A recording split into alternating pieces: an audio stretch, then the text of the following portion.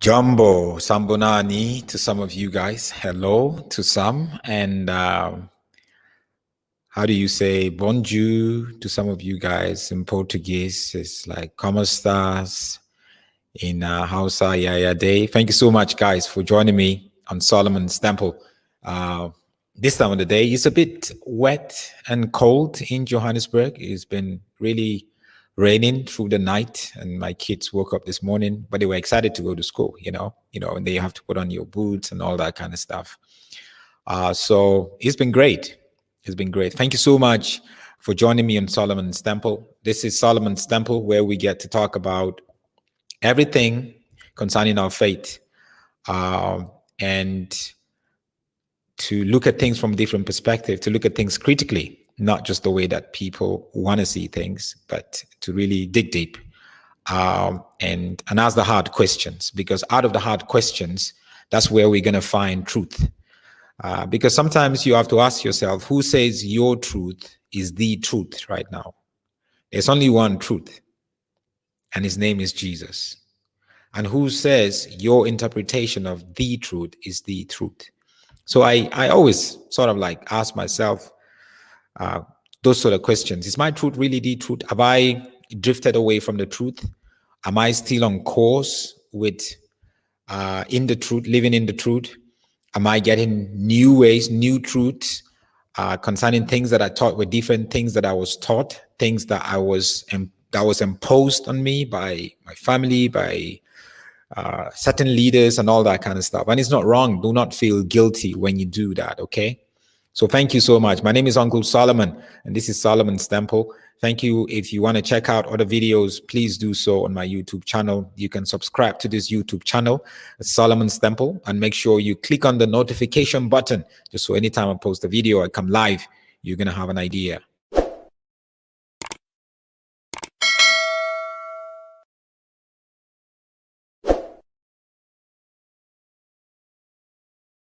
Yeah, that's correct. And there's something that I would want to start doing soon, which is I'm going to start interviewing. A lot of people have been saying Solomon just brings bad news, controversial news, scandalous news around pastors and prophets and apostles. But one thing that I've been thinking about for months now, and I got a call from a young pastor yesterday, which I really appreciate. His call was more like a confirmation for me to really start doing that, because right from last year, I've been saying, no, I'm going to start interviewing pastors that are really doing great things in communities. I want to start interviewing true prophets. I want to start interviewing great apostles, that are really doing their best to do what God says to do. And I'm not just going to be interviewing people in South Africa, leaders and pastors and prophets and bishops in South Africa, but I'm going to interview them across the board, across Africa. So that's what I'm looking forward to. I'm just letting you know that I'm hopefully going to do that maybe 2-3 times a month, where I will bring them on here and really interview them and talk about their struggles, talk about how they stay true to the course, talk about how Christians can identify what is true and what is not, talk about the word of God, talk about families, and that's what I'm going to do. So I'm really looking forward to that, because I feel we need to do that. And I have a lot of relationship with pastors, and I don't put out here, but we're going to start sort of like celebrating them and also allowing them to have a voice, allowing pastors to have a voice, because there are great pastors, in as much as there are a small number of pastors who are not great, who are not doing what they are supposed to do. So looking at some of the guys who posted messages here, this is Comfort Booty. She said, hello, Solomon, Comfort here from Douala. Good news there. Okay, maybe we can get a pastor from Cameroon. Douala, for some of you guys who do not know, Douala is a city in Cameroon. I think it's the second largest city after the capital city of Yaoundé. They speak English there also. So it's definitely something that I would want to do. So thank you so much, Comfort.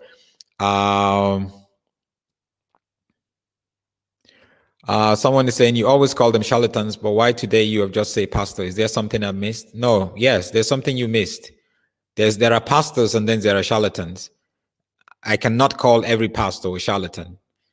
Not every pastor is a charlatan.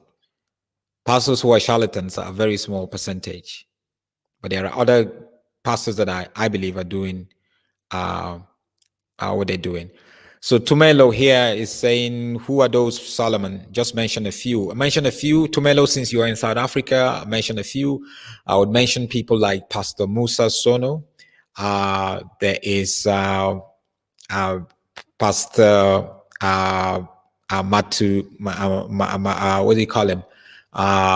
He has a church, Restoration, Hope Restoration in Kempton Park in Johannesburg. There are pastors down in Cape Town. Pastors like, there's quite a lot of them. I will be bringing them out, and you're going to see.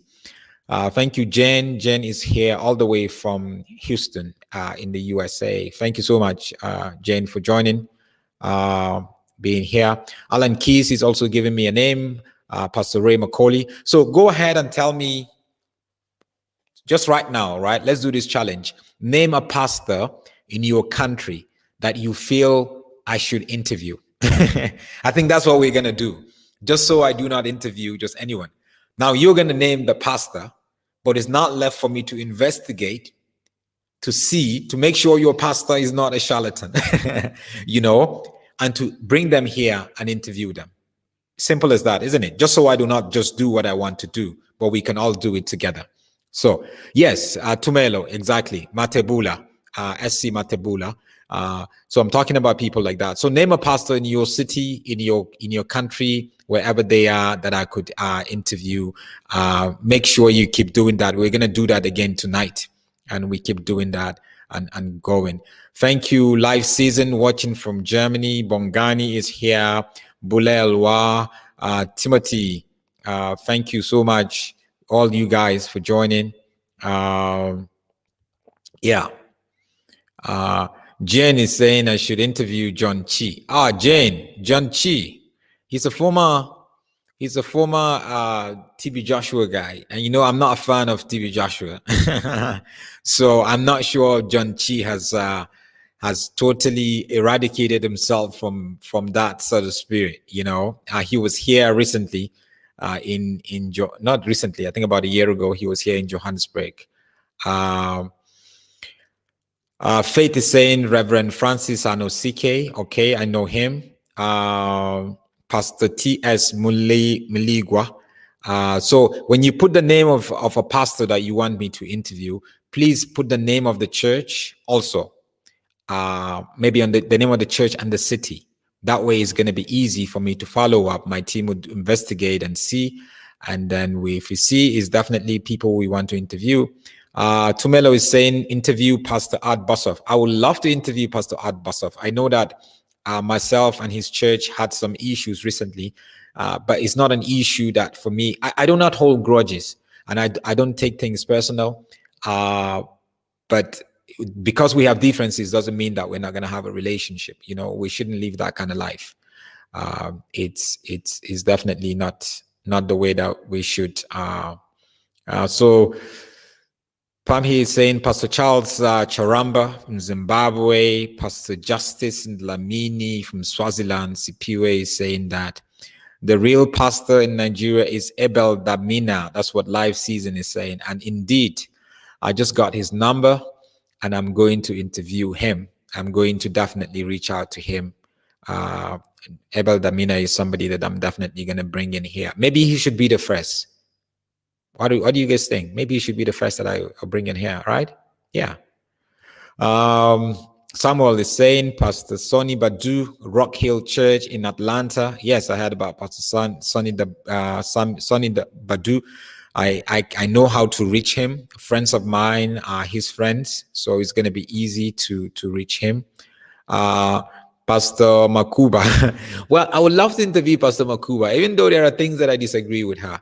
So the interview is not just going to be all agreeing and all that. No, no, no, no. It's not going to be all agreeing.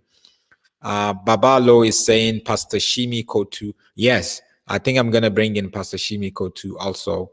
We had our differences, but we're good now.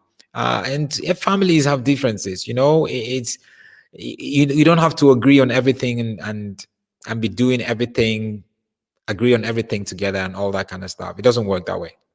So thank you guys. But back to the topic this morning. In the next 20 minutes, that's what I'm going to do. I'm going to be talking about Pastor Chris Oyakhilome. He is now a grandfather.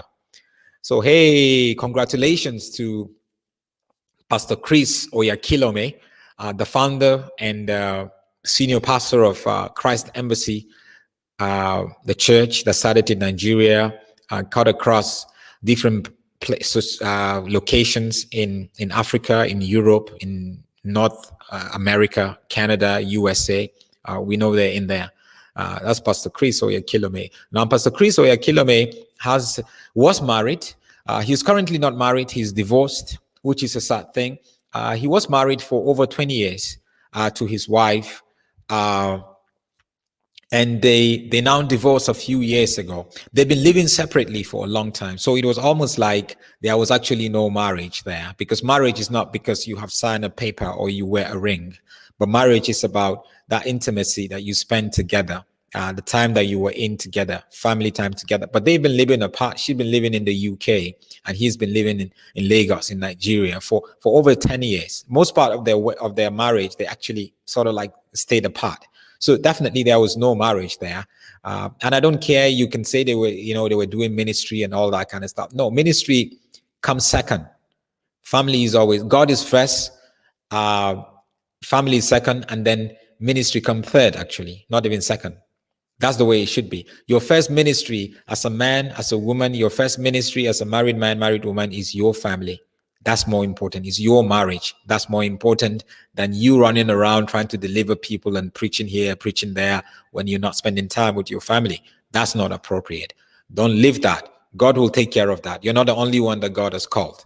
God can raise other people. Even without you, God can still do his job. Even before you were born, he was raising people to evangelize and to disciple and to heal other people way before you came. So they got divorced. There was a lot of allegations of cheating, a lot of allegations of not having a lot of differences and all that. And even when they got divorced, it was difficult for them to get everything together. They have to share some of the asset, because she was part of the people who actually helped grow the church in Europe.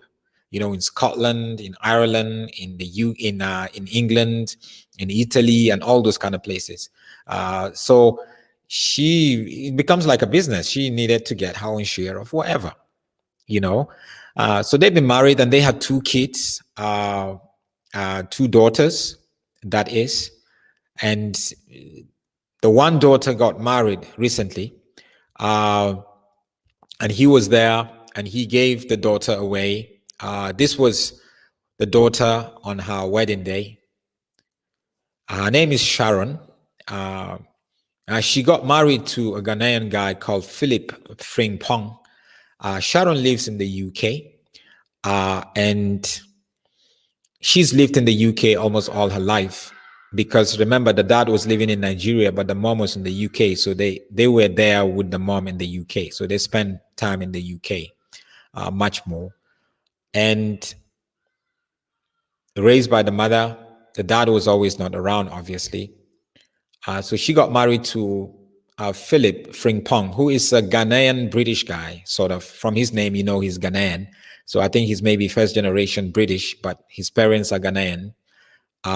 They got married, I think it was about 2 years ago now or so.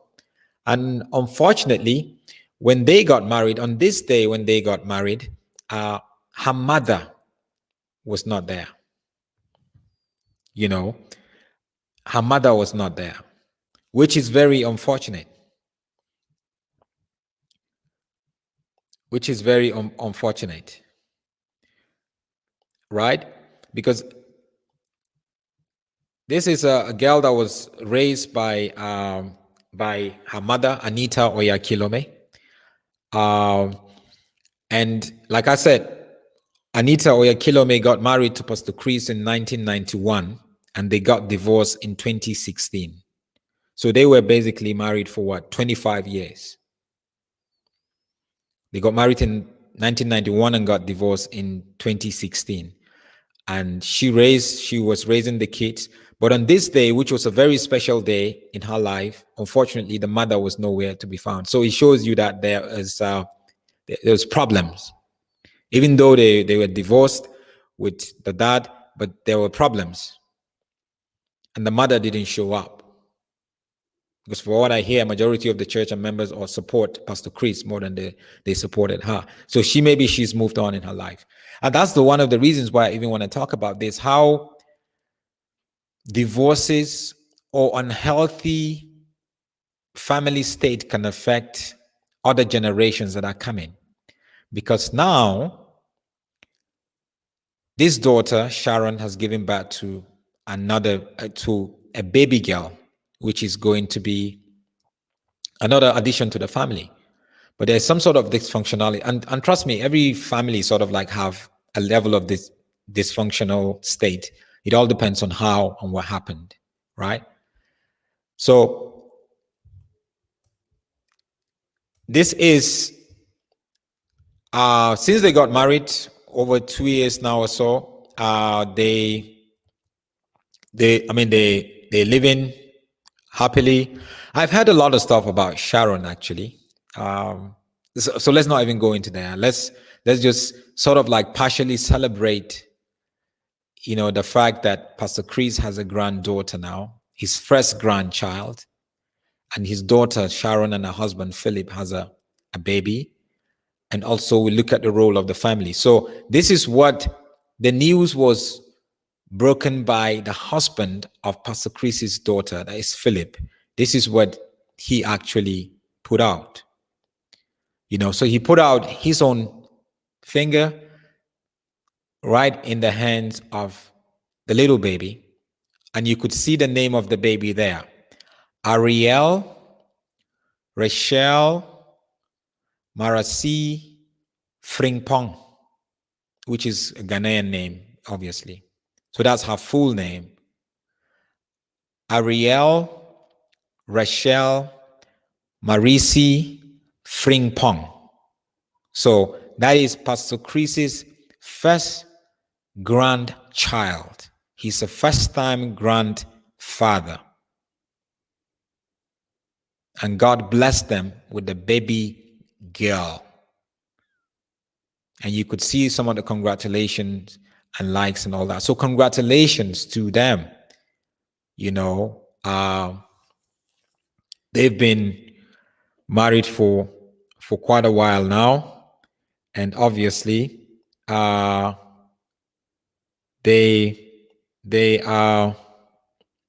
doing well. The husband is, like I said, he was born in the Netherlands, not even in the UK, to Ghanaian parents, but he was raised in the UK.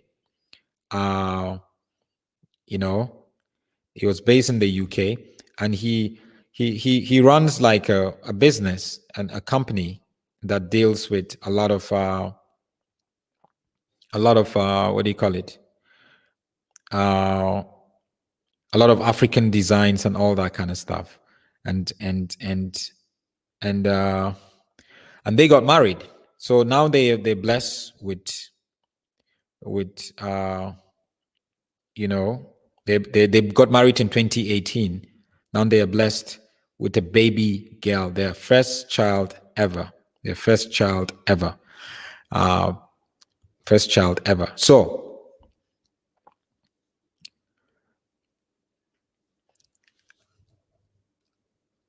this is the husband, and that is Pastor Chris's daughter Sharon, and this is a photo of the baby, the new baby, Ariel, Chatel, Marisi, Frimpong.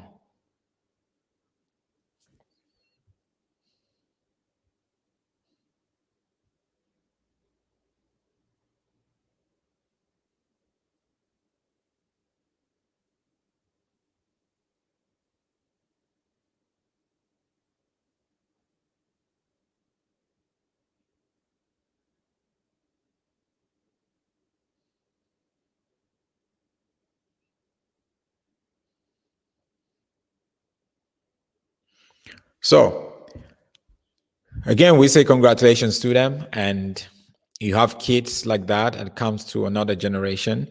But in all of that, when families have problems, you'd always want to make sure that with the differences, divorce or whatever, separation, they can always come together. It's unfortunate that maybe Anita Oyakhilome, the ex-wife of Pastor Chris, is not somebody that loves to be in the media or social media or whatever, but you don't see a lot about her. I mean, obviously, when she changed her name, because she's not Anita Oyakhilome anymore. She totally got rid of that name. She went back to her maiden name, which is her family name, and that's where she's at now. So we say congratulations to them, and to the grandfather, Pastor Chris, and to the couple, Philip and Sharon. And children are always a blessing from God.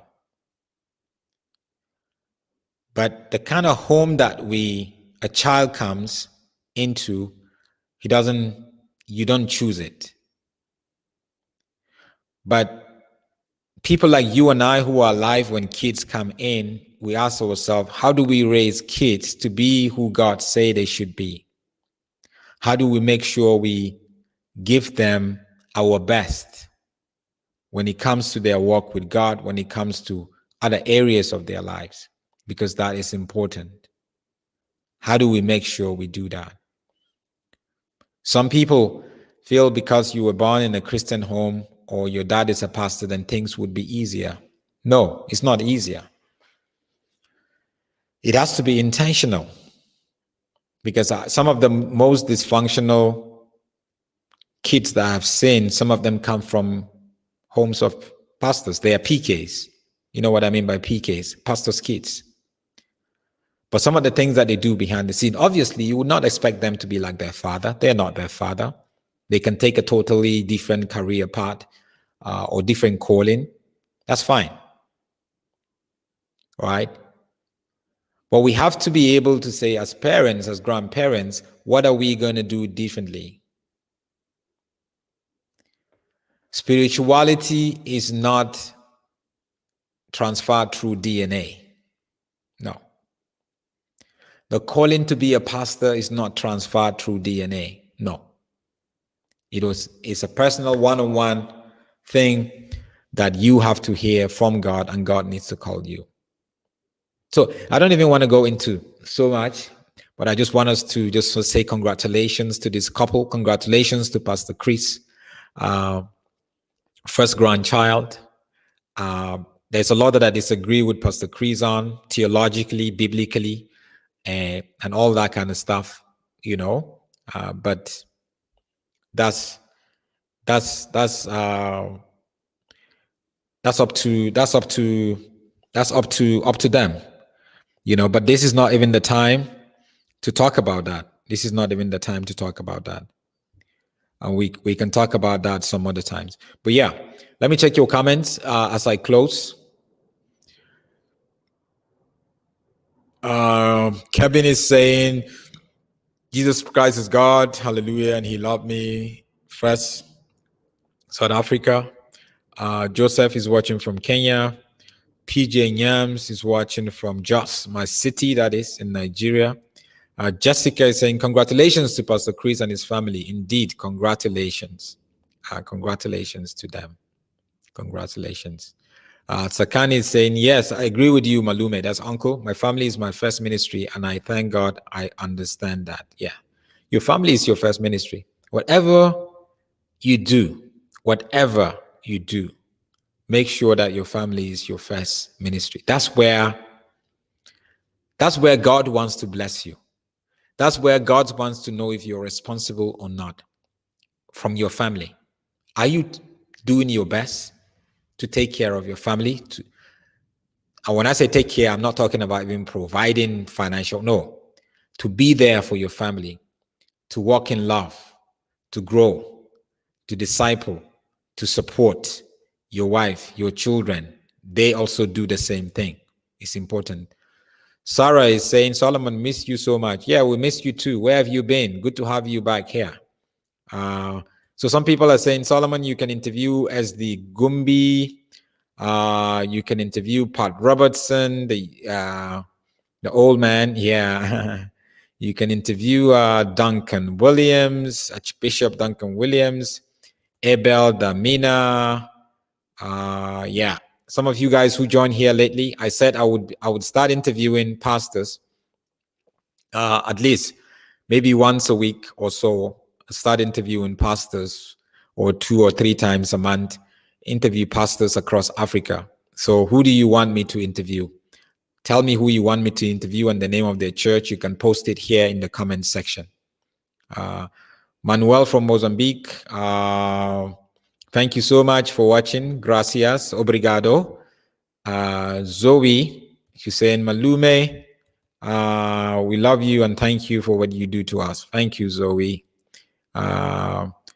Yeah, Mwape is saying you can also interview Kosti Hinn, nephew of Benny Hinn. Yes, it would be good to interview him because he said so many things about Benny Hinn and the whole prosperity gospel thing. It would definitely be good to interview him also. Definitely. I would see if I can get him. Because some of these guys, you just have to follow through and try to get 1 or 2 contacts, and you're going to be able to get them. That's important. Yeah. So guys, thank you so much.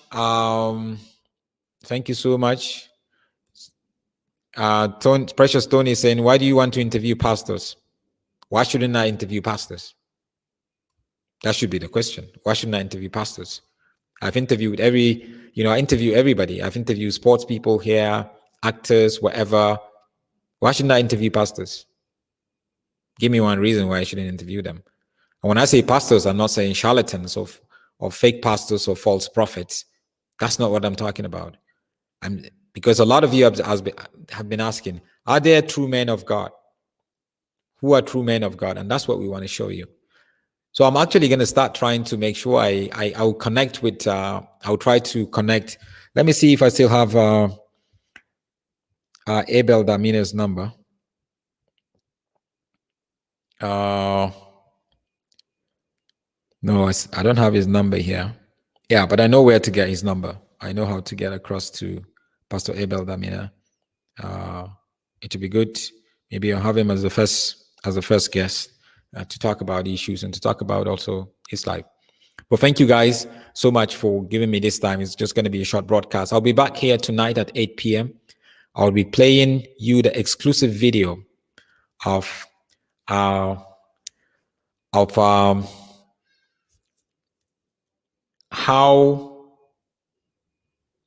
Pastor Mike Davids, whose wife he claimed Johnson Suleiman took from him. I'll be playing you the audio of how he told me he was kidnapped and bribed. So I don't see how you kidnap and then you were bribed with 60,000 US dollars. I have the audio proof of it. I'm going to play that exclusive audio tonight, just so you be the judge. You would know how it transpired, why he has kept quiet, why this pastor who's been all out saying, Suleiman took my wife, Suleiman destroyed my family, Suleiman destroyed my marriage. Why did he suddenly go quiet and not saying anything? Why?